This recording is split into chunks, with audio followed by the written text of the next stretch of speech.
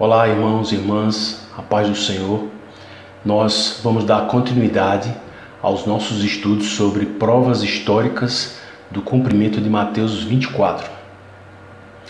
Esse e-book você pode baixar gratuitamente na descrição.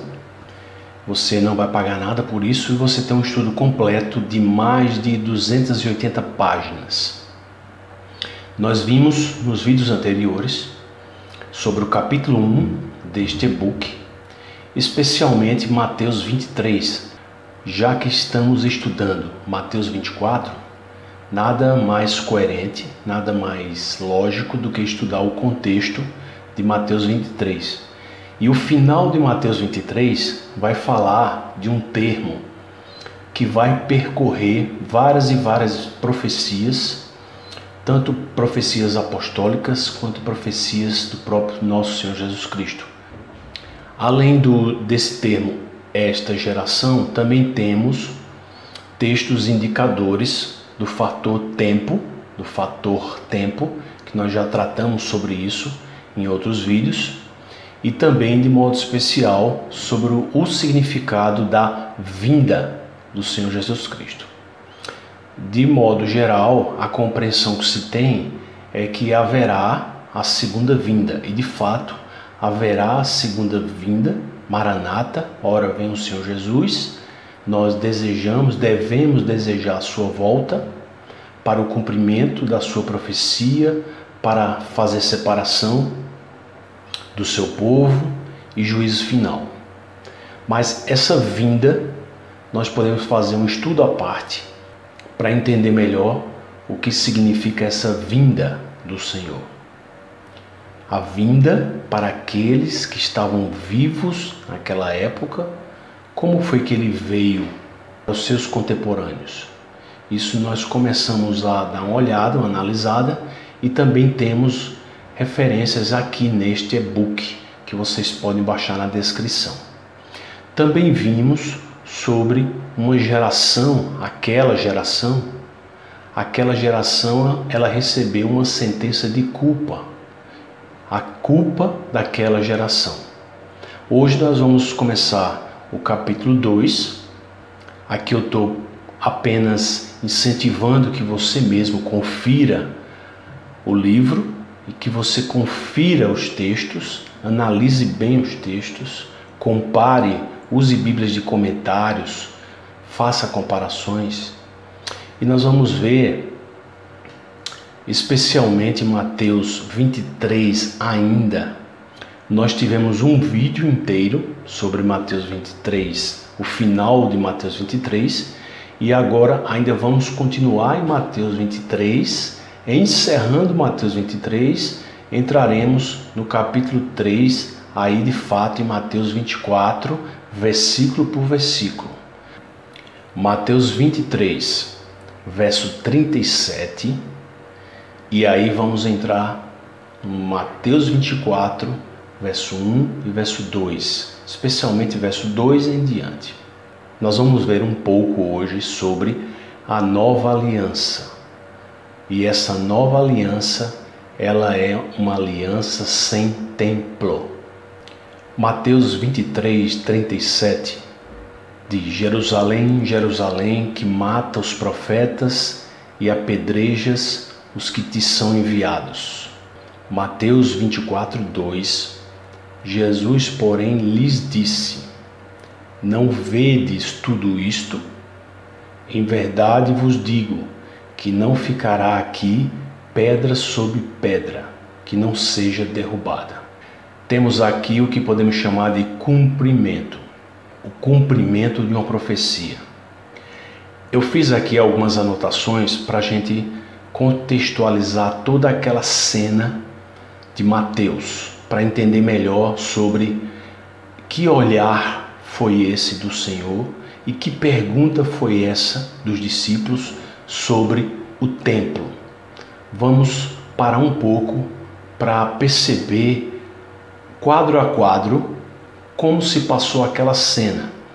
Eu fiz algumas anotações aqui num caderno e a sequência é mais ou menos esta.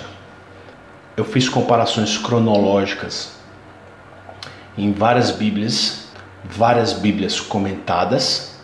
Nós temos referências sobre ou sermão profético do Senhor ou sermão escatológico. A depender da visão escatológica, vai se falar mais em sermão escatológico de Jesus ou em sermão profético, tanto faz. O que vale é o exame no texto. Na sequência, se você conhece bem esse texto, Mateus 23, Mateus 24, Mateus 25, que é o grande contexto de Mateus 24, nós temos a seguinte cena.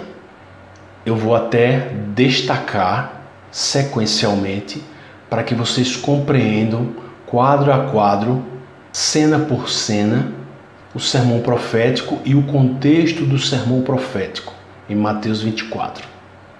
Primeiro, Jesus saiu do templo. Ele estava no templo. No capítulo 23, ele estava no templo e ele pronunciou o seu discurso no templo para aqueles líderes religiosos daquela época. E depois, no final do capítulo 23 e o começo do capítulo 24, a cena que acontece é que Jesus ele se desloca, ele sai andando, ele sai do templo. Ao sair do templo, os discípulos se aproximaram dele, para mostrar a construção do templo. Os discípulos admirados, ao ouvir que Jesus disse que não ficaria pedra sobre pedra. Então nós temos aqui dois quadros que vale a pena parar um pouco. Primeiro, que no capítulo 23, Jesus proferiu uma sentença muito pesada em cima daqueles líderes religiosos e, ao mesmo tempo, os discípulos se aproximam de Jesus para fazer uma pergunta ou para mostrar o templo, como quem diz: Mestre, o senhor está vendo a beleza desse templo? O senhor está vendo a beleza dessa construção? Essa construção, o significado que tem o templo,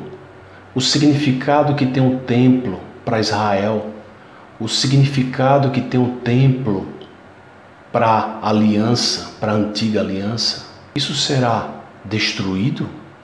Os discípulos não tinham a compreensão exata dessa transição, dessa mudança de aliança.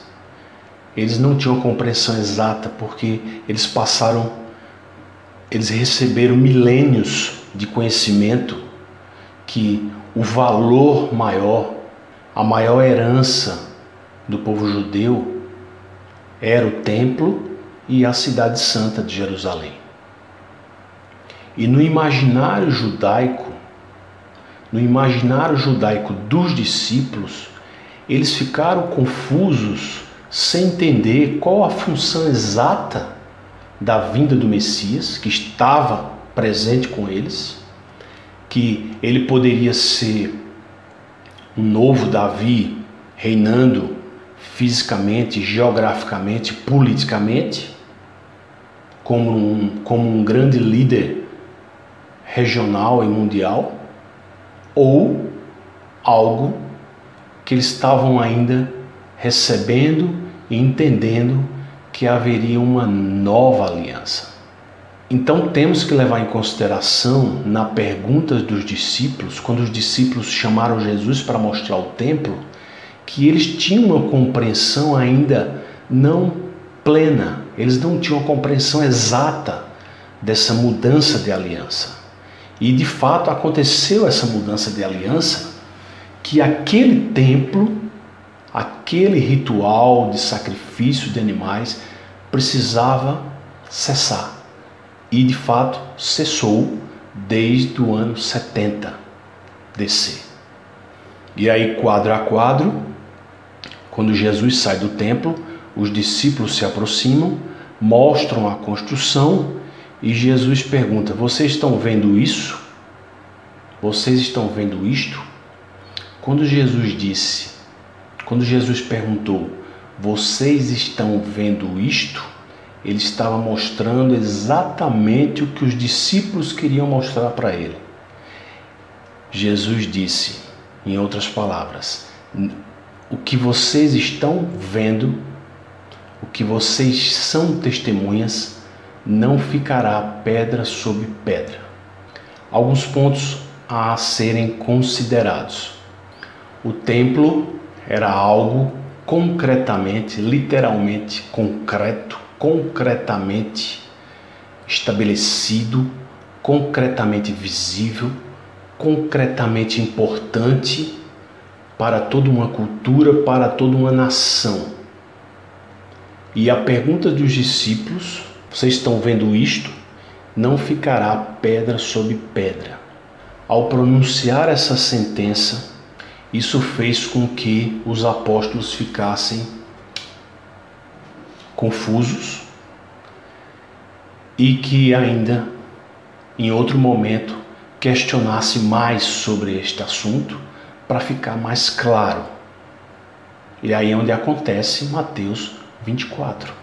Outra cena em sequência é que após Jesus fazer a afirmação de que não ficaria pedra sobre pedra, a cena seguinte, eles se deslocam para o Monte das Oliveiras.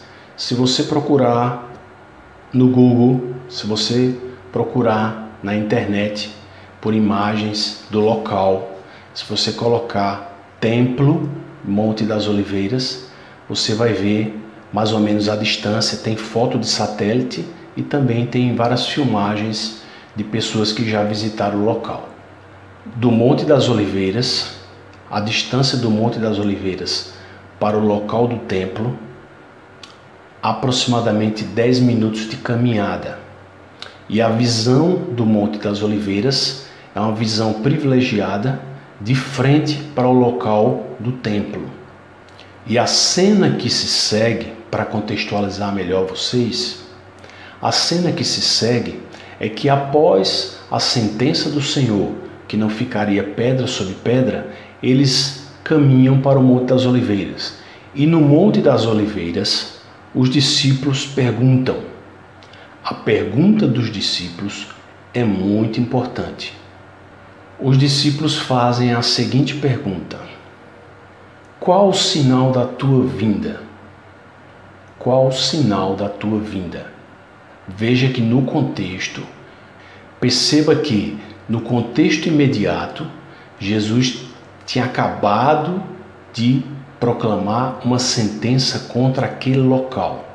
E em seguida, os discípulos perguntam, na primeira oportunidade, para tirar a dúvida, eles perguntam: qual o sinal da tua vinda? Eles estão fazendo uma pergunta que está conectada ao evento anterior, se referindo à vinda em juízo. Quando será esse juízo? Qual sinal acontecerá? Qual sinal nós teremos para saber que vai acontecer este juízo contra o templo, que não ficará pedra sobre pedra?